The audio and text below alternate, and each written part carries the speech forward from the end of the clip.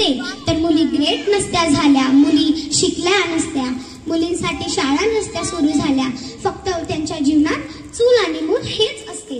ज्योतिबा फुले आहे म्हणून मुलींना शिकायला मिळत आहे, मुलींना अधिकार आहे, मुलींना शिकण्याचा अधिकार आहे. मुलींसाठी शाळा सुरू केलेल्या आहे, मुली ग्रेट झाल्या आहे, मुली पायलट, इंजिनियर, डॉक्टर अशा मोठमोठ्या नोकरीवर गेलेले आहे. म्हणून हे जे मी भाषण देत आहे हे ज्योतिबा फुले, सावित्रीबाई फुले, डॉक्टर बाबासाहेब आंबेडकर या तिघांमुळे मी इथे भाषण देत आहे. जर त्या काळी ज्योतिबा फुले यांनी मुलींना शिकवलेच नसते तर आमचे लग्न 14व्या वर्षीच झाले असते, 14व्या वर्षीच झाले असते. म्हणून म्हणते की मुलींना शिकवायचे तर चांगल्याने शिकवा, मुलींना ज्ञान मिळवा, मुलींना छान प्रकारे शिकवा. म्हणून मुली चांगल्या शिकल्या पाहिजे, मुलींना ज्ञान मिळाले पाहिजे, मुलींना माहिती दिली पाहिजे असे मी म्हणतो. धन्यवाद. जय